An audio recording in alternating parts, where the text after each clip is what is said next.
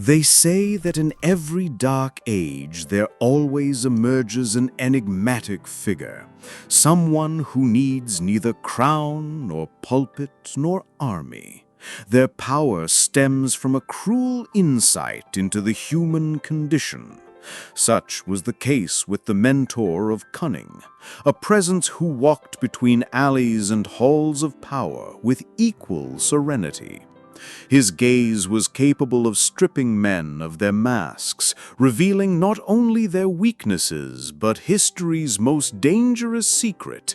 The true enemy of civilization was never evil itself, but collective stupidity, the kind that believes it serves virtue while, in fact, paves the way for destruction. This mentor didn't speak loudly, but his lesson was sharper than any sword. He understood that evil carries within itself the seeds of its own ruin, for sooner or later it awakens resistance and revolt. Stupidity, however, does not.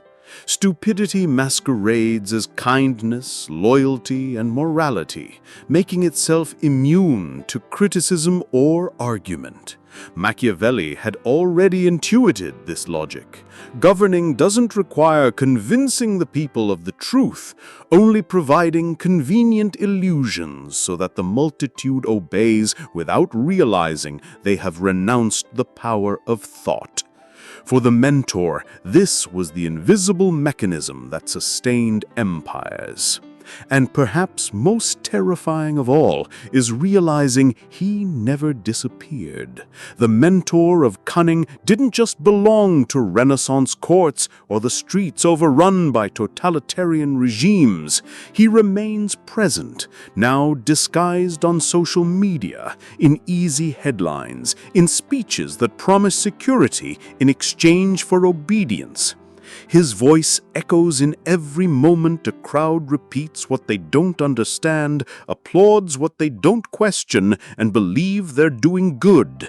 And it's at that moment that his whisper approaches the viewer. Could it be that you've also followed me without realizing it? Bonhoeffer, the pastor who confronted the Nazi regime, discovered a truth that sounds like a curse. Stupidity is not the absence of intelligence, but the surrender of the mind. It is not stupidity, not natural ignorance, but a silent choice to forego critical thinking in exchange for the security of following the flock. And herein lies the terror, because an evil man can be fought, a tyrant can be defeated, but a stupid man, convinced of his own virtue, becomes impregnable. Against him, Bonhoeffer said, we are defenseless. And how does this force perpetuate itself? The mentor of Cunning reveals that power doesn't need to crush bodies to dominate souls. It simply needs to create the conditions for thinking to become costly, risky, or painful. Stupidity, then, emerges as a refuge, as comfort. Machiavelli had already predicted, a wise prince doesn't eliminate foolishness. He guides it, transforms it into a tool, legitimizes it as morality. The crowd stops thinking, believing they are obeying divine order or the common good when, in fact, they are merely sustaining the throne. This is the most terrifying detail. Stupidity does not arise in isolation, but is cultivated like a fertile crop by systems of power. It is not merely an individual failure, it is a collective project. Teachers, doctors, priests, educated citizens, all can become vehicles for this mental surrender. And that is precisely why it becomes so dangerous. It does not come with the face of a villain, but with the smile of good intentions. The mentor of Cunning knows this disguise well, because it is within it that lies the most effective mechanism in the history of power. The mentor of Cunning often told true stories that seemed like dark parables. He spoke of brilliant scientists, educated at the best universities, who suddenly began spreading false information, putting their own credibility and the health of millions at risk. These weren't people without knowledge, they were intellectuals who, under social and political pressure, preferred to repeat slogans rather than question narratives. He also spoke of compassionate teachers, men and women who dedicated their lives to teaching, but, at a certain point, began to champion harmful ideologies. They did so not out of cruelty, but because they believed they were protecting their students and their community. Functional stupidity is precisely this: the surrender of reason in the name of a false good. A surrender that Machiavelli described as useful to rulers, as it transforms teachers into involuntary propagators of the dominant order. In his most intimate examples, the mentor recalled fathers and mothers who, in the name of love, made dangerous decisions for their own children. These choices were made not out of malice, but under the influence of emotional discourse that dulled their critical thinking. The most terrifying thing is that all these characters were ordinary, well-intentioned people who believed they were on the right path. And this is where functional stupidity reveals itself. Not as a lack of love, but as an inability to think independently. Bonhoeffer saw this happening on a national scale in Germany. Doctors, pastors, judges, and teachers repeated Nazi propaganda as if it were absolute truth. They were not conscious villains, but men and women who had surrendered to the comfort of obedience. For the mentor of Cunning, this was the perfect portrait of Machiavellian machinery. When the prince offers security and illusion, the crowd renounces thought and begins to believe that service is the noblest form of action. The mentor concluded his lesson with a phrase that echoed like a hammer blow. Stupidity is not seen in the empty gaze of the ignorant, but in the confident glow of those who believe they do good without ever questioning who they serve. And in telling these stories, he offered a warning. This isn't a distant phenomenon, restricted to the past or extreme regimes. It's something alive, pulsating, that can be right beside each of us or within ourselves. The Cunning mentor recalled a disturbing episode in modern science, one that seemed to have been taken from his own lessons. In 1961, Stanley Milgram gathered ordinary volunteers for an obedience test. They believed they were participating in a study on learning, but in reality, they were being led into a devastating moral dilemma. For each mistake made by a supposed student, they were instructed to administer increasingly severe electric shocks. The terrifying detail is that the screams of pain were fake, recorded, but the volunteers didn't know it. Many hesitated, sweated, and trembled at the victim's apparent suffering. Yet, when the authority figure ordered them to continue, most followed through. 65% of the participants went all the way, believing they had administered lethal shocks to another human being. Ordinary people who, in any other context, would consider themselves kind. For the mentor of Cunning, this result was no surprise. He knew that the greatest enemy of reason is not ignorance, but blind obedience. Machiavelli had already intuited this. The people accept orders when they come from a voice imbued with legitimacy.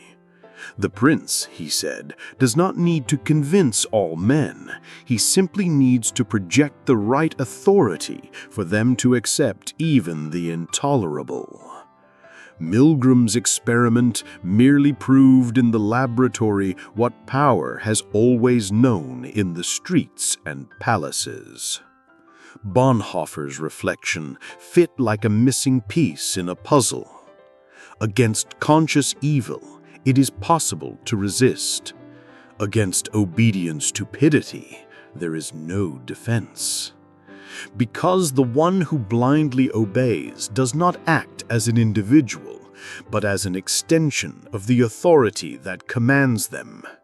They do not listen to arguments, do not weigh the consequences, simply carrying out orders believing they are fulfilling a duty. This is why stupidity is more dangerous than evil, because it does not recognize itself as such. The mentor of Cunning narrated this scene with the serenity of someone who understood human frailty. He didn't condemn Milgram's volunteers as monsters, but as examples of something universal, the temporary surrender of consciousness. And he concluded with a cutting warning. Don't fool yourself into thinking you'd be any different. Power doesn't need your wickedness. Your obedience is enough. In the heart of Germany in the 1930s, as the crowds roared with fiery speeches and flags rose like waves of fire, there was a man who saw beyond the collective euphoria. His name was Dietrich Bonhoeffer, a Lutheran pastor who was not enchanted by the spectacle of power. He watched with horror as teachers, doctors, judges, and even priests surrendered their critical autonomy to Hitler's regime. They were not ignorant, they were cultured, educated, respectable. Yet they had renounced the power of thought. Bonhoeffer recorded, almost in despair, what he witnessed. Citizens who believed they were defending their country, morality, and faith, but who in practice served as instruments of a machine of destruction. For him, the most disturbing discovery was realizing that he was not facing an evil people, but a people stupefied, convinced that he was doing good. This realization led him to write his most cutting words. Against stupidity we are defenseless. Neither reason nor force can penetrate this armor. The mentor of Cunning, observing history from outside, recognized in this phenomenon the perfect portrait of the workings of power. It wasn't necessary to censor every voice, nor eliminate every opponent. It was enough to create an atmosphere in which the majority would, of their own accord, renounce the effort to think. Machiavelli would have applauded in silence. For him, a prince's stability is not built through constant repression, but through the disguised consent of the multitude. Arrested in 1943, accused of participating in a conspiracy against Hitler, Bonhoeffer wrote letters that blended lucidity and despair. He said that evil always carries within itself a seed of self-destruction, but stupidity does not. Stupidity feels virtuous, immune to doubt, deaf to criticism. This is its diabolical power. Unlike evil, which knows itself to be evil, stupidity believes itself to be justice, faith, or patriotism. And so it grows without resistance until it is too late. In April 1945, Bonhoeffer was hanged, weeks before the fall of the Nazi regime. His last words were recorded by a cellmate. "This is the end. For me, the beginning of life." The mentor of Cunning saw in that death not only the sacrifice of a just man, but the confirmation of his theory. A tyrant's true throne lies not in the weapons he carries, but in the hearts and minds that, blinded by stupidity, obey him without realizing it. If Bonhoeffer trembled at the Nazi propaganda spread on radio and newspapers, the mentor of Cunning knew that the present held something far more dangerous. Today, we don't need a dictator with a microphone in the public square. We have invisible algorithms, capable of mapping our psychological weaknesses with surgical precision. They don't shout orders. They whisper recommendations. They don't impose chains on us. They offer us convenient choices until believing becomes easier than thinking. The cycle is simple and perverse. Social media profits when we react quickly, not when we reflect slowly. Fake news spreads 6 times faster than the truth because it offers emotional certainty, while reality demands patience and nuance. The result is a system that rewards impulsivity and punishes doubt. Functional stupidity, which once required charismatic leaders, is now cultivated by machines programmed to exploit our most primitive emotions. Machiavelli would certainly recognize the effectiveness of this method. He said that governing was about creating perceptions, not necessarily truths. What we see today is the digital version of this advice. Objective reality doesn't matter. What matters is what each bubble believes to be reality. The modern prince no longer needs a sword or a pulpit. Simply let algorithms do the work of dividing, reinforcing beliefs, and transforming citizens into willing soldiers of fabricated narratives. And the most terrifying thing is realizing how we adapt to the new master without realizing it. We call freedom what, in practice, is invisible programming. We call opinion what is often just a reflection of subtle manipulations. With every click, every like, we feed the machine that shapes our certainties. And when someone dares to question, the group reacts with hostility as if doubting were a betrayal. Stupidity doesn't just maintain itself, it protects itself. The mentor of Cunning then whispers his warning. The modern tyrant doesn't need the whip. He just needs you to keep swiping. Because the true prison is not physical. It's mental. And we ourselves hand over the key to this prison in exchange for the comfort of easy certainties. The digital age didn't create stupidity. It merely perfected it on a global scale. And against it, as Bonhoeffer warned, we are perhaps more defenseless than ever. For the mentor of Cunning, stupidity was not an accident of history.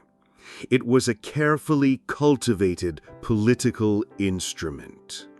He said that ruling by force requires constant vigilance, but ruling by stupidity is far more efficient. For when the people believe they are serving a noble ideal, they fail to realize that they are, in fact, serving the prince. Bonhoeffer observed this in the countryside and cities of Germany, and Machiavelli had already anticipated it in the pages of The Prince. Machiavelli taught that a wise ruler must manipulate appearances, not essence. The people don't need truth, only a narrative that seems true. And when this narrative is absorbed as conviction, the ruler no longer needs to fight to maintain power. The people become the guardians of their own prison. It is functional stupidity that turns citizens into inspectors of one another, voluntary watchdogs of the established order. The mentor pointed out that this mechanism repeats itself in every era. In ancient empires, divine myths sustained kings. In modern regimes, it was political ideologies.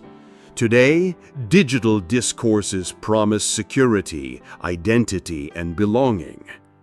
In all versions, the formula is the same, offering a comforting illusion in exchange for the renunciation of criticism. Power does not fear isolated intelligence, but knows how to dissolve it amidst the collective chorus. Here's the most perverse detail. Stupidity doesn't need coercion. It seduces. It presents itself as patriotism, faith, morality, and care. No one declares themselves stupid. On the contrary, each person believes they are being virtuous. Therefore, against it, there's no point shouting, arguing, or confronting it with violence.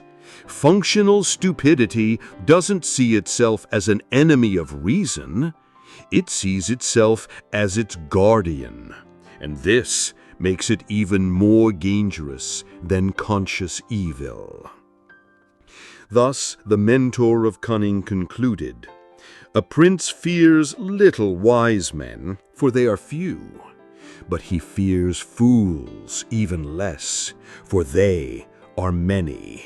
And when well led, they believe they are fighting for him without realizing it." Power, in its most refined form, doesn't impose itself, it infiltrates. And when collective stupidity becomes part of the social fabric, there are no visible currents, only unanimous voices defending what they never questioned. The mentor of Cunning didn't just talk about kings and tyrants, nor philosophers and martyrs. At a certain point in his lesson, he turned his gaze to us. His voice ceased to sound like a distant narrative and became a close, almost intimate whisper. "And you, do you think you're immune?" The question wasn't rhetorical. It was a sharp blade meant to cut through the comfortable illusion that only others fall into the trap of stupidity. He insisted, "How many times have you believed something simply because everyone around you believed it too? How many times have you suppressed a legitimate doubt to avoid being ridiculed by the group?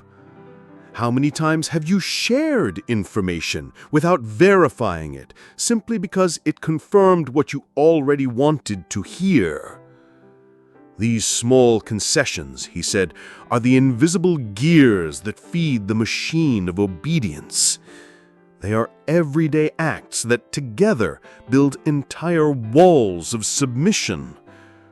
The mentor reminded us that functional stupidity doesn't begin with great crimes or brutal regimes. It begins with small silences, with the choice not to question, with the gesture of accepting without examination. Every time we choose the comfort of conformity over the pain of doubt, we reinforce the collective prison. No need for whips, no need for physical imprisonment. The mind itself becomes a voluntary cell.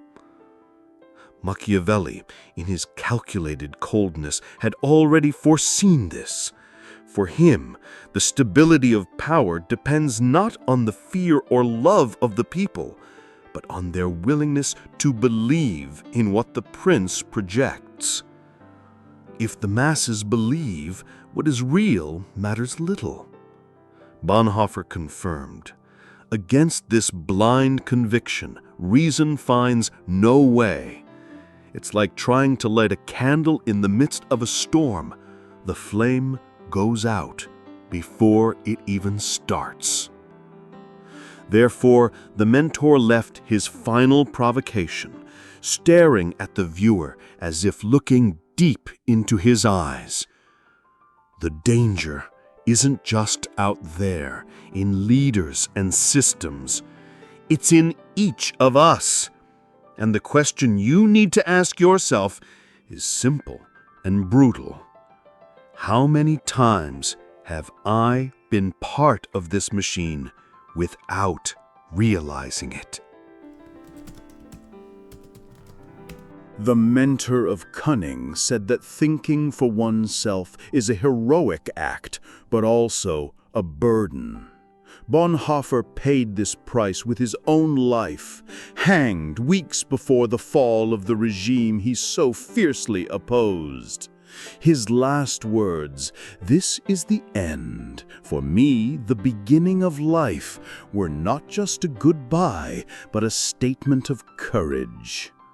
He understood that lucidity comes at a high price and that the world prefers the obedient to the questioners. Machiavelli called this virtue, the courage and cunning to act against the current, even knowing the risk. For the people, it is easier to go with the flow of ready-made certainties.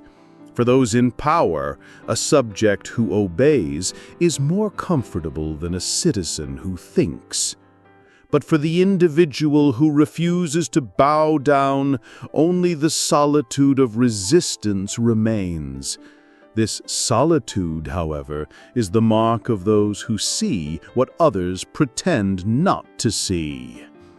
The mentor of Cunning reminded us that lucidity is rarely rewarded. Those who dare to doubt are ridiculed, isolated, and silenced. Those who dare challenge official narratives are treated as enemies, even when their intentions are to warn and protect. Society, blind in its collective conviction, prefers to attack the lucid rather than question its own stupidity. This is why resistance requires not only intelligence, but courage bordering on insanity. And yet, it is from this courage that transformation is born. Evil, when exposed, can be defeated. But stupidity only vanquishes itself when someone refuses to participate in it, even alone. With each individual who insists on thinking for themselves, a breach opens in the collective wall. It is an unequal but necessary struggle. For without these pockets of resistance, power perpetuates itself in silence, sustained by the chorus of the obedient. The mentor of Cunning summed up his lesson in a deep whisper.